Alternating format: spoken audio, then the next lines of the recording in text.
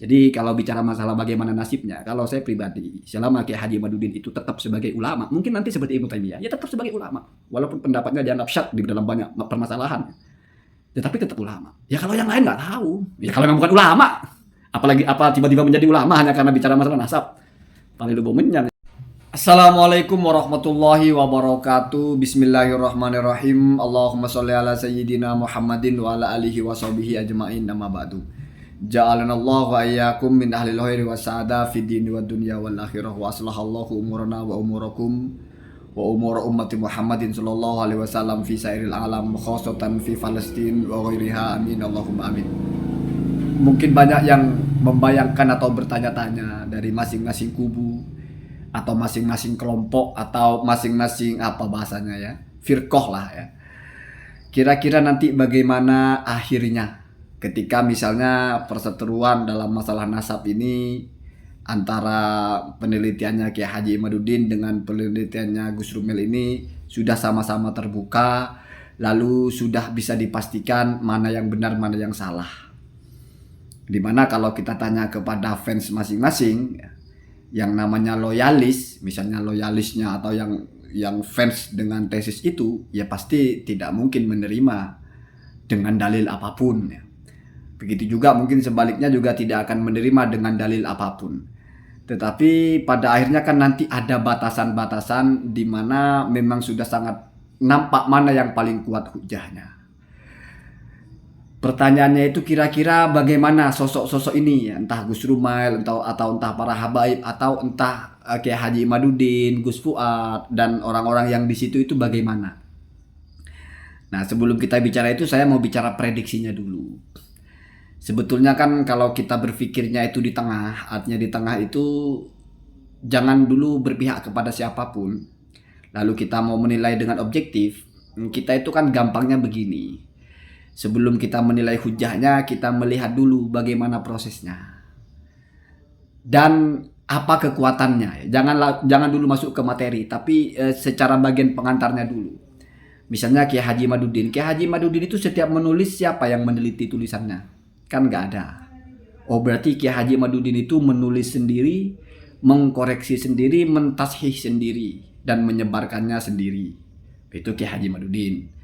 Artinya yang dipertaruhkan benar salahnya ya satu orang saja, yaitu Kiai Haji Imaduddin. Sementara kalau punya Gus Rumel itu ada mentornya, ada muhakkiknya. Sehingga ketika Gus Rumel menyusun itu dia tidak langsung share, dia tidak langsung cetak, tidak. Tapi ada yang beliau sebut tuh 5 orang yang saya tahu yang disebut oleh beliau itu. Yang pertama misalnya Sayyid Jamil Halim Al-Husaini ya. Sayyid Jamil ini adalah keturunan Rasulullah dari jalur yang Muhammad bin Ahmad. Nah, berarti satu rumpun dengan Ba'alawi di Ahmadnya ya. Jadi Ahmad itu kan kalau yang ke Ba'alawi punya anak bernama Ubaidillah. Nah kalau yang ke Syekh Jamil ini punya anak bernama Muhammad ya. Itu yang semuanya ulama nasab menyebut, dari Al-Ubaidili, dari Al-Fahri, Ibnu Toba, semuanya menyebut Muhammad itu ya. Dan ternyata orang ini menjadi mentor Gus Rumail mencari bukti historis nasabnya Ba'alawi, dan orang ini Syekh Jamil ini sudah menyatakan sah Ba'alawi itu. Ya masalah pembuktiannya nanti kamu bisa lihat ya. Jangan apa-apa yang kamu mentang-mentang kamu tidak setuju terus belum wujud sudah kamu tolak. Itu namanya tidak fair ya. Mentang-mentang kamu setuju walaupun belum ada barangnya sudah kamu terima. Artinya sudah kamu anggap ada, tetapi sesuatu yang mentang-mentang kamu tidak setuju, belum ada barangnya saja sudah kamu tolak. Apa yang kamu tolak? Orang belum ada barangnya, belum tampil gitu ya. Kemudian ada mentor juga Said Mahdi Rojai. Said Mahdi Rojai itu siapa yang tidak kenal? Nasabah muhakkik ilmu nasab, ya kitab-kitab nasab mengarang muhakkik. Ada juga Syekh Usama Al-Azhari ya. Syekh Usama Al-Azhari itu ulama pakar hadis di Al-Azhar ya. Al-Azhari itu gelar nggak main-main ya. Artinya orang ada gelar Al-Azhari berarti dia ulama yang diakui oleh Universitas Al-Azhar. Alumni situ dan juga diakui sebagai ulama di situ. Ini mentor-mentornya. Bahkan Gus Rumel itu bilang karena yang dipertaruhkan dari karya yang akan dia launching itu 5 orang ini. Ya. Bukan Gus Rumelnya, bukan, tapi 5 orang di belakangnya ini karena mereka yang bertanggung jawab. Itu kan kalau kita hitung-hitung, oh berarti kan lebih serius bahasanya daripada punya Kiai Haji Imaduddin. Dia nulis, dia sebar, dia nulis, dia sebar. Siapa yang bertanggung jawab? Ya Kiai Haji Imaduddin sendiri. Sehebat-hebatnya misalnya, masa iya satu orang ini lebih hebat dari semua orang gitu loh. Kadang-kadang saya berpikirnya begitu. Masa iya orang ini menyelisih semua orang ini, dia yang benar sendirian sih? Saya jadi ingat dulu itu ada ulama banyak yang tipikal seperti Kiai Haji Imaduddin ini. Misalnya Ibnu Taimiyah. Ibnu Taimiyah itu bukan orang bodoh, orang alim. Kitabnya banyak, diakui keilmuannya. Tetapi memang hobinya menyelisih banyak orang. Bahkan sampai didaftarkan berapa pendapat Ibnu Taimiyah itu yang yukhalifu al-ijma', menyelisih konsensus. Memang ada tipikal ulama begitu, itu ada. Dan kalau sekarang yang menjadi pengikut setianya itu ya para salafi wahabi itu, yang memang paling suka ikut kelompok-kelompok minoritas. Dan biasanya memang paling ngotot, paling merasa benar biasanya. Jadi dianggap yang lain itu salah semua, satu orang ini yang benar gitu. Sebetulnya kalau berpikir masalah mungkinkah Kiai Haji Imaduddin taslim, kalau saya pribadi, kalau ke taslim enggak, kayaknya enggak akan kayaknya. Nanti kita lihat ya. Dulu awalnya kan cuman masalah Asy-Syajarah Al-Mubarakah menyebut cuma 3, tidak ada orang bernama Ubaidillah. Kalau ada kitab lebih tua dari Asy-Syajarah Al-Mubarakah, taslim, itu kan ada bahasa itu dulu. Sekarang sudah enggak begitu, sudah menjadi 12 pertanyaan. Artinya misalnya pun ada yang menyebut Ubaidillah sebelum Asy-Syajarah Al-Mubarakah sudah enggak ada artinya, sudah lain masalahnya sekarang. Bahkan Ba'alawi itu sudah bukan Alawi yang dari keturunan Rasul, tapi Bani Alawi, Bani Ulwi katanya. Orang Arab di Yaman, bertambah berlapis-lapis. Saya tahu perdebatan nasab ini bukan hal yang mudah. Karena yang ditelah itu naskah-naskah lama yang tidak familiar. Maka dalam hal-hal seperti ini butuh dokter-dokter atau dokter-dokter spesialis di bidang itu. Ini saya ajak cara berpikir sederhana. Sama dengan kalau kamu cuma sakit kepala, sakit perut, kamu ke warung sebelah beli Mixagrip, atau kalau sakit perut beli obat-obat bahasanya, Promak atau gitu lah ya. Tapi kalau kamu sakit dada, jantung, itu kan penyakit yang tidak semua bisa ngobatin. Itu kan penyakit yang tidak semua kamu tinggal beli obatnya, enggak. Kamu datanglah ke spesialis jantung. Telinga juga kalau cuma gatal bagian luar kamu garuk. Ada korengnya kamu kasih salep, tapi kalau sakit bagian dalam kamu datang ke spesialis THT. Jangan datang ke muntir, dibor telinga kamu. Artinya ini sudah ada loh yang bicara nasab itu yang benar-benar fix pakarnya. Ada Gus Rumil bukan pakar nasab ketika mencari, meneliti di sisi historisnya, itu kolaborasi dengan ahli nasab. Karena di situ ada isnad hadis, kolaborasi dengan ahli hadis. Karena berkaitan dengan nakib-nakib, kolaborasi juga dengan Naqabah Internasional. Seorang nakib seperti Mahdi Rojai, seperti juga siapa tadi itu yang saya sebut itu Jamil Halim Al-Husaini. Ini kan langkah yang kalau kita tidak termotivasi oleh kebencian, tidak termotivasi oleh sudah mau nolak, itu saya kira mudah terbuka. Iya juga ya kalau kita berpikir gini. Iya juga ya, masa para pakar itu salah semua terus yang benar satu orang ini. Sementara kita ukur-ukur orang ini siapa, orang itu siapa. Kalaupun misalnya setara tapi orang itu kan banyak. Dalam masalah fikih pun kalau ada ikhtilaf, ya, kalau seimbang lah, mukhtalifnya itu yang berselisih itu seimbang, tetap tolak ukurnya itu lebih banyak mana ulamanya. Itu bukan mengada-ngada, ini bukan doktrin. Bukan mengajak kamu menjadi muhibbin Ba'alawi. Bukan, nggak ada urusan sebetulnya dengan Ba'alawi itu.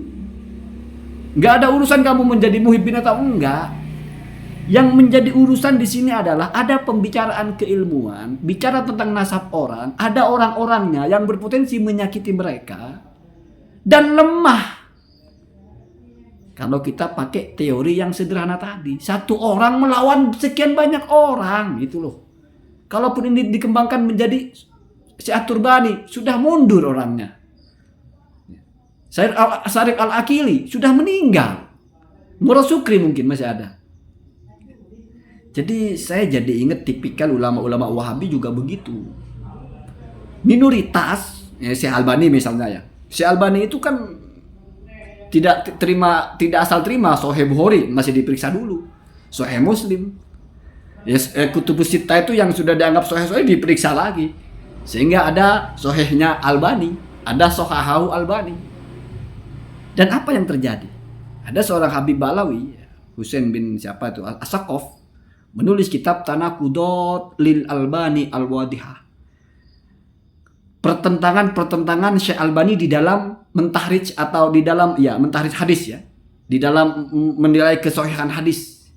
Satu jilid itu ada 250 hadis Syekh Albani itu di kitabnya mengatakan ini sahih, di kitab lain mengatakan ini dhaif, hadisnya sama. Ada 250 lebih yang seperti itu. Itu apa? Orang kemarin sore mau membantah. Itu masalahnya begitu ya. Kan kita tahunya Salafi Obi kan begitu. Ini kan orang kemarin sore. Nyalah-nyalahkan yang sudah lama, nyalah-nyalahkan yang sudah ada kitabnya, sudah ada hujahnya, cuma dengan modal satu saja, nggak dicontohkan Nabi. Artinya mentok di satu bahasa yang mungkin sangat gampang diterima oleh akal. Oh iya ya, kalau nggak dicontohkan Nabi, terus kita contoh siapa, kan begitu.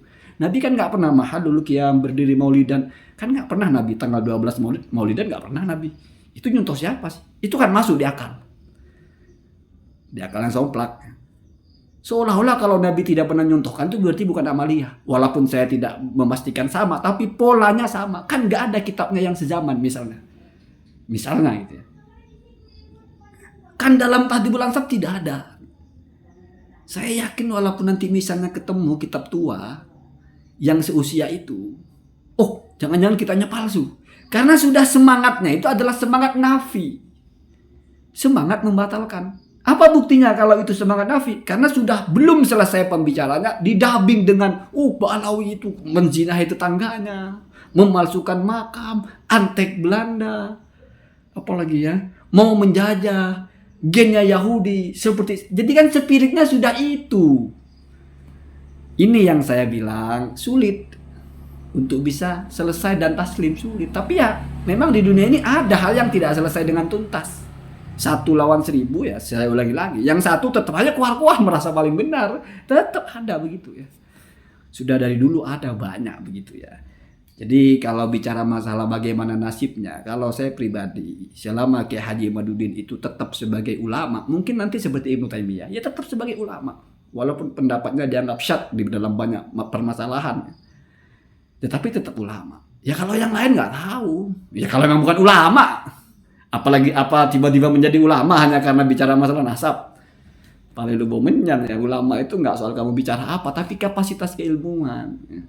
Itu sudah ada kamu pemahamannya segitu, mau kamu pro kontra mana nggak lalu tambah alim walaupun dipuji oleh subscribernya pendukung. Oh alim, pintar, cerdas, nggak lalu nambah pak. Begitu juga dimaki nggak ngerti apa-apa, nggak lalu bodoh. Kenapa? Karena selalu saya bilang 1 tambah 1. Kamu aja orang sekampung mengatakan itu 3, tetap 2. Ya. Jadi kalau masalah nasib dari para pembatal nasab ini, ya kalau Kiai Haji Imaduddin saya masih bisa prediksikan ya mungkin tetap baik-baik saja lah. Dalam artian tetap sebagai ulama. Tidak lalu turun ke ulamaannya walaupun mungkin menjadi ulama yang kalau sudah clear nanti ya dianggap ulama yang syad gitu. Di bagian ini ya. Di bagian masalah kaulnya kaul syad begitu saja ya. Itu sudah sangat dihargai ya. Daripada dianggap orang mabok atau orang yang asal ngomong, asal googling terus bicara banyak modal googling, masih ngotot lagi kan. Nah, itu mungkin komentator para muhibin yang apa bahasanya panas ya. Kalau saya kan enggak, saya tidak pernah merendahkan siapapun. Ngerosting iya. Kalau ngerosting itu bermain kata-kata saja ya, bukan kebencian dari dalam hati. Allahumma dinna tasabil. Assalamualaikum warahmatullahi wabarakatuh.